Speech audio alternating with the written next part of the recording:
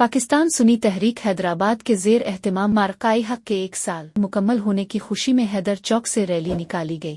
Rally کی قیادت پاکستان سنی تحریک سندھ کے جنرل سیکریٹری خالد حسن اتاری نے کی۔ اس موقع پر سندھ رابطہ کمیٹی کے رکن سید ساجد علی کاظمی، ڈویژنل صدر عابد قادری، ضلعی صدر رضوان قادری، اراکین ضلعی کمیٹی سید راحت علی قادری، مولانا محمد نوید قادری، دانش اتاری و دیگر بھی موجود تھے۔ رہنماؤں نے ریلی کے شرکاء سے خطاب کرتے ہوئے کہا کہ افواج پاکستان ہماری جان ہے، پاکستان کے دفاع و سالمیت کی ضامن ہے۔ پاکستان کی کروڑوں عوام افواج پاکستان کے شانہ بشانہ کھڑی ہے۔